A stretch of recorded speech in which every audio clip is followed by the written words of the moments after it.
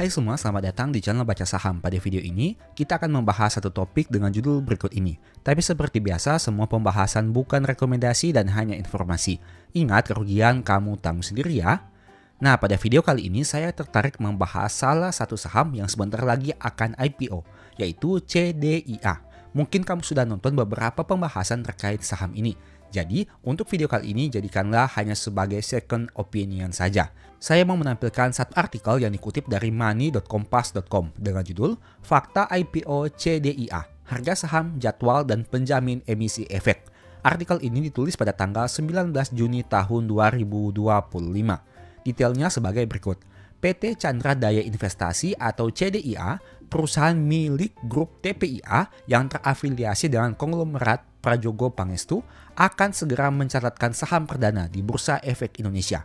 Melalui penawaran umum perdana saham atau IPO CDIA, emiten ini mentargetkan menghimpun dana hingga 2,37 triliun rupiah. Dalam prospektusnya, CDIA menyampaikan sejumlah informasi penting, mulai dari harga saham, jadwal penawaran, daftar penjamin pelaksana emisi efek, rencana penggunaan dana IPO, hingga kinerja keuangan perusahaan. Harga saham CDIA ditawarkan 170 hingga 190 per lembar. Dalam IPO ini, CDIA menawarkan sebanyak-banyaknya 12,48 miliar saham atas nama atau setara 10% dari modal disetor setelah IPO. Harga saham CDIA ditetapkan dalam kisaran 170 hingga 190 per saham. Dengan demikian, jumlah seluruh nilai penawaran umum perdana saham dan dana IPO yang akan dikumpulkan adalah sebanyak-banyaknya sebesar 2,37 triliun rupiah. Penggunaan dana IPO CDIA, ekspansi logistik hingga tangki penyimpanan. Seluruh dana yang diperoleh dari penawaran umum perdana saham CDIA setelah dikurangi biaya emisi akan digunakan untuk memperkuat dua pilar bisnis utama. Satu, sektor logistik. Perseroan akan menyuntikkan modal sebesar 871,75 miliar rupiah ke dua anak usahanya, yaitu CSI dan MIM. Dana yang diterima CSI akan disalurkan kembali sebagian ke CMI. Dana dari IPO ini akan digunakan untuk pembelian kapal dan pembiayaan operasional oleh CSI, CMI, dan MIM. Kedua, sektor pelabuhan dan penyimpanan. CDIA juga akan mengalokasikan sekitar 1,5 triliun ke CSP yang akan menyalurkan kembali ke CCP. Dana ini akan dipakai untuk pembangunan tangki penyimpanan, jaringan pipa, serta fasilitas pendukung lainnya. Jika dana hasil IPO tidak mencukupi, CDIA menyatakan memiliki alternatif pembiayaan lain seperti kas internal maupun fasilitas pendanaan eksternal. Jadwal IPO CDIA, saham mulai tercatat 8 Juli tahun 2025. Berdasarkan prospektus, jadwal pelaksanaan IPO CDIA adalah sebagai berikut. Masa penawaran awal 19 sampai 24 Juni tahun 2025. Tanggal efektif OJK 30 Juni tahun 2025. Masa penawaran umum 2 sampai 4 Juli tahun 2025. Tanggal pencatahan 4 Juli, distribusi saham elektronik 7 Juli, dan pencatatan saham di Bursa Efek Indonesia 8 Juli tahun 2025. Seluruh saham akan dicatatkan di Bursa Efek Indonesia dan didistribusikan secara elektronik melalui KC. Nah, ini merupakan hal yang menarik di mana kamu tentu sudah tahu bahwa saham-saham yang dimiliki oleh Prajogo Pangestu dalam hal ini seperti Brand dan Cuan memiliki track record yang sangat bagus pada saat mereka melakukan IPO. Mari coba kita lihat sekilas terkait saham Brand misalkan. Saham ini melakukan IPO dan harga sahamnya mengalami lonjakan yang sangat signifikan. Bisa kamu lihat di sini dari sisi historikal harga saham. Sejak tahun 2023 dari yang awalnya berada pada angka di bawah 2.500 berdasarkan tampilan yang ada ini, harga sahamnya melonjak sangat signifikan hingga di atas Rp10.000. Itu artinya orang-orang yang membeli saham ini sejak IPO dan hold hingga menyentuh angka yang sangat tinggi sudah menghasilkan kenaikan yang berkali-kali lipat. Tapi sayangnya dari sisi PBV, memang harga sahamnya ini diperdagangkan pada PBV yang sangat-sangat tinggi. Inilah yang menjadi salah satu pertentangan antara mereka yang fokus kepada harga saham dan mereka yang menganut sistem fundamental. Di mana mereka yang fokus kepada harga saham akan mengatakan bahwa meskipun valuasinya sudah sangat mahal, tapi tetap ada kemungkinan harga sahamnya bisa terbang dengan sangat signifikan. Salah satu contoh nyatanya adalah saham Brand ini yang mengalami kenaikan berkali lipat hanya dalam waktu yang relatif lebih singkat. Kemudian mari kita coba lihat terkait profil singkat dari saham brand ini. Ini merupakan informasi yang bisa kamu lihat di mana mayoritas masih dimiliki oleh pemegang saham pengendali sebanyak 64,6%, yaitu PT Barito Pacific berdasarkan tampilan yang ada ini. Dan Bapak Prajogo Pangestu juga memiliki kepemilikan saham secara individu pada saham ini. Nah, saham kedua yang bisa kita jadikan tolak ukur adalah saham cuan. Mari coba kita lihat untuk informasi secara detailnya seperti apa. Kita bisa lihat untuk sisi pergerakan harga sahamnya yang juga mengalami kenaikan yang sangat-sangat signifikan. Dari yang awalnya di bawah 2.500 terbang hingga di atas angka Rp10.000. Sama seperti brand, saham ini juga menghasilkan kenaikan harga saham yang berkali-kali lipat. Padahal PBV-nya juga sudah dikatakan sangat premium.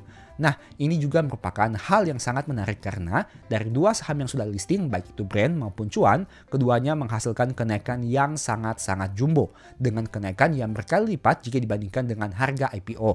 Itulah yang menyebabkan kenapa saham CDIA ini yang juga memiliki sentimen yang sama besarnya. Apakah harga sahamnya akan melambung sangat signifikan sama seperti pendahulunya, yaitu brand dan cuan? Kita tunggu saja untuk sepak terjangnya seperti apa pada saat IPO nanti. Yang jelas dengan melihat histori yang pernah terjadi untuk saham brand dan cuan, banyak tentu yang berharap saham CDIA ini juga bisa mencatatkan kinerja yang sama, yaitu mengalami kenaikan yang berkali-kali lipat. Apalagi dari sisi harga saham yang ditawarkan dengan angka 170-190 per lembar saham. Itu artinya saham ini tentu lebih terjangkau kepada banyak orang dibandingkan saham-saham IPO lain yang menawarkan angka yang relatif lebih tinggi. Tapi kembali lagi, kita tidak tahu ke depannya seperti apa. Yang jelas berdasarkan data histori, memang brand dan cuan menghasilkan kenaikan harga saham yang berkali-kali lipat. Tidak peduli dengan valuasi PBV yang sudah sangat-sangat tinggi, bahkan bisa dikatakan PBV-nya sudah di atas mayoritas perusahaan-perusahaan besar di bursa, tapi pada kenyataannya harga sahamnya tetap mengalami kenaikan berkali lipat. Meskipun ke depannya kita tidak tahu apakah hal itu akan terus berlangsung atau nanti akan mengalami penurunan harga saham. Nah, dengan beberapa fenomena itu, saham CDIA ini menjadi menarik bagi sebagian orang, khususnya bagi mereka yang mengincar saham IPO dan menghasilkan kenaikan berkali lipat seperti pendahulunya yaitu brand dan cuan. Tapi kembali lagi, tidak ada yang mengetahui secara pasti seperti apa. Kita tunggu saja sepak terjang CDIA saat IPO nanti. Apakah harga sahamnya akan mengalami kenaikan seperti pendahulunya atau justru mengalami penurunan yang sangat drastis. Ingat, video ini bukan rekomendasi dan hanya sebagai informasi saja. Saya pribadi kurang tertarik dengan saham-saham IPO yang menawarkan potensi keuntungan yang berkali lipat, contohnya seperti saham-saham ini. Memang bagi sebagian orang, saham IPO sangat menarik karena ada potensi kenaikan yang berkali-kali lipat. Tapi saya pribadi kurang tertarik dengan saham-saham seperti ini. Yang jelas intinya, apapun keputusan yang kamu ambil itu terserah kamu sendiri karena untung yang kamu nikmati, rugi juga kamu yang tanggung sendiri. Bebas kamu memilih apakah ingin tertarik dengan saham IPO atau justru lebih tertarik dengan saham-saham yang sudah listing cukup lama dan memiliki track record dalam jangka panjang. Tidak ada yang benar dan tidak ada yang salah. Yang jelas intinya selalu berbicara soal portofolio. Apakah dengan saham yang kamu beli itu kamu bisa menghasilkan keuntungan konsisten atau justru sebaliknya. Karena ingat, tujuan kita masuk ke pasar saham tentunya untuk mencari keuntungan yang maksimal dalam jangka panjang. Semoga video ini bisa memberikan manfaat kepada kamu. Dan sebagai informasi, sebelumnya juga saya sudah sempat buat satu video yang mungkin bisa berguna. Nonton hingga selesai agar memperoleh pemahaman yang utuh. Nah, pada video kali ini saya mau menampilkan satu artikel yang cukup menarik, di mana dengan judul seperti ini: jangkau lebih banyak investor asing, Bursa Efek Indonesia pertimbangkan perpanjang jam perdagangan. Artikel ini saya kutip dari indopremier.com yang ditulis pada hari Senin 16 Juni tahun 2025. Bursa Efek Indonesia mempertimbangkan perpanjangan waktu perdagangan sebagai upaya terbaru untuk menarik investor asing menyusul aksi jual besar-besaran awal tahun ini. Otoritas bursa lokal dapat memulai perdagangan pada pukul 8 waktu Indonesia Barat untuk menarik minat investor Asia di zona waktu sebelumnya, atau berakhir lebih lambat pada pukul 5 waktu Indonesia Barat sore untuk menjangkau lebih baik para pedagang Eropa, kata Iman Rachman, Presiden Direktur Bursa Efek Indonesia pada hari Kamis 12 Juni. Perpanjangan waktu di kedua sisi juga sedang dipertimbangkan sebagai bagian dari tinjauan internal yang mungkin selesai dalam 3 bulan, katanya. Pasar saham Indonesia saat ini beroperasi 7 jam dari pukul 9 pagi hingga 4 sore. Perpanjangan waktu perdagangan dapat membantu meningkatkan volume perdagangan dan memungkinkan investor untuk menanggapi peristiwa global secara langsung. Jadi, ada tujuan melakukan perpanjangan perdagangan yang awalnya 9 pagi menjadi 8 pagi dan yang tadinya berakhir pada pukul 4 sore menjadi 5 sore. Kita tunggu saja untuk keputusan resminya seperti apa. Yang jelas menurut saya pribadi, dengan adanya sentimen ini dapat sedikit meningkatkan gairah dari volume perdagangan, di mana semakin panjang waktu perdagangan, seharusnya semakin banyak juga untuk transaksinya. Tentu saja kita berharap yang terbaik dari Bursa Efek Indonesia ini, dan dengan berbagai kebijakan yang dibuat oleh pemegang otoritas diharapkan bisa meningkatkan volume transaksi dan tentu saja diharapkan juga harga saham di pasar saham Indonesia bisa mengalami kenaikan dalam jangka panjang. Mari coba kita baca selanjutnya. Pertimbangan tersebut muncul di tengah kekhawatiran atas arus keluar asing dari saham lokal dan meningkatnya ketidakpastian global dan saat investor memperdebatkan keberlanjutan pemulihan baru-baru ini dalam ekuitas lokal. Jadi ini merupakan beberapa tindakan yang dilakukan oleh bursa untuk meminimalisir beberapa sentimen, yaitu kekhawatiran atas arus keluar asing dari saham lokal, meningkatnya ketidakpastian global, dan saat investor memperdebatkan keberlanjutan pemulihan atas ekuitas lokal atau pasar saham. Pasar saham memasuki pasar bearish teknis awal tahun ini sebelum bangkit kembali pada kuartal saat ini. Serangkaian kekalahan mendorong Bursa Efek Indonesia untuk menunda peluncuran short selling saham sehingga September. Bursa Efek Indonesia berencana untuk menerapkan short selling pada kuartal 4, asalkan mendapat persetujuan dari Otoritas Jasa Keuangan, kata Rachman. Bursa Efek Indonesia juga berencana untuk memperkenalkan penyedia likuiditas untuk meningkatkan kedalaman pasar dan menciptakan nilai wajar untuk saham, dengan 13 perusahaan mendaftar untuk peran tersebut. Katanya, investor luar negeri telah menarik dana bersih sebesar 2,9 miliar US dollar dari ekuitas Indonesia sepanjang tahun ini, penarikan terbesar di seluruh Asia Tenggara pada periode tersebut. Menurut data yang dikumpulkan oleh Bloomberg, kehati-hatian meningkat atas prospek ekonomi Indonesia karena data perdagangan dan manufaktur terkini menunjukkan momentum masih lesu. Dalam tanda kurung Bloomberg. Nah, ini merupakan informasi yang cukup menarik terkait beberapa kebijakan yang akan diambil oleh bursa. Ternyata tidak hanya dari sisi memperpanjang waktu perdagangan yang awalnya dari pukul 9 hingga pukul 4 menjadi pukul 8 hingga pukul 5. Tapi juga ada beberapa hal yang sedang direncanakan, yaitu short selling dan ada juga penyedia likuiditas. Tentu saja hal-hal ini kita sudah mengetahui sebelumnya, namun belum ditetapkan secara resmi karena masih mempertimbangkan berbagai hal. Yang jelas kebijakan apapun yang diambil oleh bursa tentu saja diharapkan tujuan akhirnya untuk meningkatkan kinerja pasar saham Indonesia baik dari sisi volume, dari sisi dana, dari sisi kenaikan harga saham, dan lain sebagainya, sehingga bisa mensejahterakan para investor dan pemegang sahamnya. Sekarang kita lihat sekilas terkait kinerja dari IHSG itu sendiri di tahun 2025 khususnya saat video ini dibuat. Nah, selama tahun 2025 jika kita lihat IHSG hanya naik 0,5% saat video ini dibuat di angka 7.117 dan dalam satu tahun terakhir IHSG hanya naik 5,8%. 3 tahun terakhir hanya naik 0,95% dan dalam 5 tahun terakhir hanya naik 42%. Setidaknya ini merupakan data yang saya kutip dari aplikasi Stockbit. Untuk validasi kebenarannya silakan kamu cek lagi di sumber resminya. Kita lihat dari sisi probabilitasnya.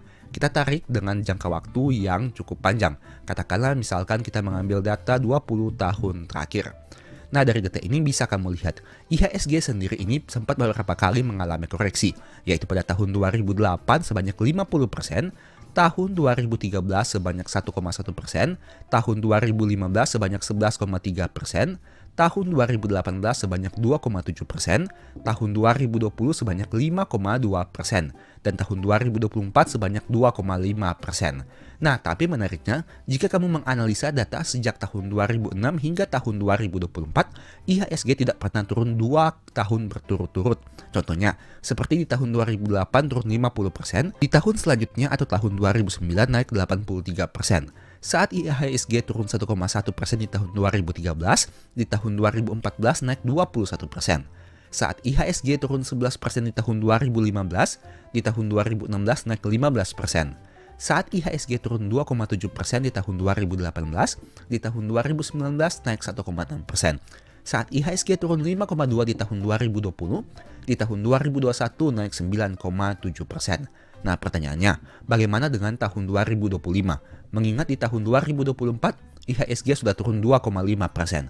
Apakah di tahun 2025 IHSG akan ditutup pada angka yang positif? Kita tunggu saja hingga data akhir Desember tahun 2025. Tapi setidaknya ini merupakan data IHSG dalam 20 tahun terakhir. Nah, tapi ada hal juga yang harus kamu ingat dan kamu ketahui. Jika kita menarik data yang lebih panjang lagi, ternyata IHSG sempat mengalami penurunan 2 tahun berturut-turut. Pada tahun 2000 dan tahun 2001, serta pada tahun 97 dan tahun 98. Sehingga tidak menutup kemungkinan IHSG juga bisa turun 2 tahun berturut-turut. Yang jelas bisa kamu lihat datanya di sini, IHSG tidak pernah turun 3 tahun berturut-turut, setidaknya sejak tahun 1997 hingga tahun 2024. Itu merupakan informasi dari IHSG secara keseluruhan. Bagaimana untuk saham-saham yang kita bahas secara spesifik? Kamu silakan saja melihatnya secara pribadi dengan mengecek satu persatu dari saham-saham yang menurut kamu menarik. Contohnya seperti BCA, yang mana tidak pernah turun 2 tahun berturut-turut untuk periode tahun 2004 hingga tahun 2025. Kita lihat lagi untuk BRI. Untuk saham BRI, tidak pernah juga turun 2 tahun berturut-turut sejak tahun 2003 hingga tahun 2024. Kemudian untuk Bank Mandiri, mari kita lihat untuk datanya. Bank Mandiri juga tidak pernah turun 2 tahun berturut-turut. Memang untuk tahun 2025 kita belum hitung karena belum mencapai data hingga Desember tahun 2025. Kemudian mari kita lihat untuk Bank BNI.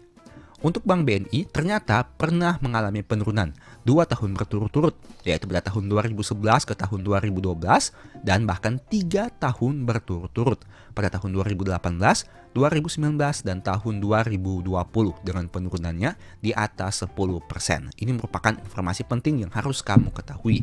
Kemudian ada saham ADRO. Mari coba kita lihat. Untuk saham ADRO, ternyata pernah mengalami penurunan 5 kali berturut-turut, yaitu pada tahun 2011 sebanyak 30%, 2012 sebanyak 9%, 2013 sebanyak 31%, 2014 sebanyak 4%, dan tahun 2015 sebanyak 50%. Untuk saham ITMG, mari coba kita lihat.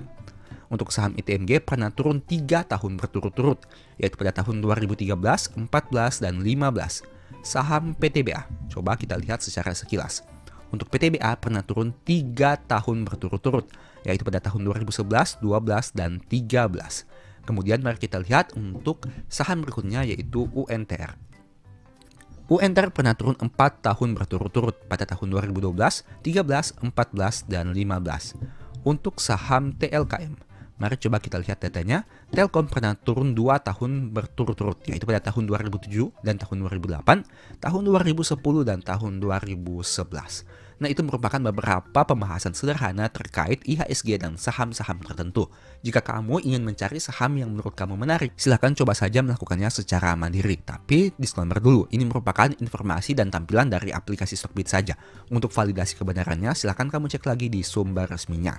Semoga video ini bisa memberikan manfaat kepada kamu. Demikianlah pembahasan singkat pada video ini. Selalu ingat bahwa semua saham yang disebutkan bukan rekomendasi dan hanya bersifat edukasi serta informasi. Mohon juga agar dapat mengecek kembali data yang ditampilkan karena bisa saja terjadi kesalahan pengetikan atau pengambilan data. Di video berikutnya ingin dibahas materi apa lagi? Tulis di kolom komentar ya. Sebagai informasi, berikut ini beberapa list ebook baca saham. Pertama, psikologi saham. Kedua, stock for living. Ketiga, strategi nabung saham. Keempat, the stock market. Dan yang kelima, cara cepat analisa laporan keuangan. Apabila tertarik, chat saja pada nomor WA yang ada. Sekian video ini, semoga bermanfaat. Thank you.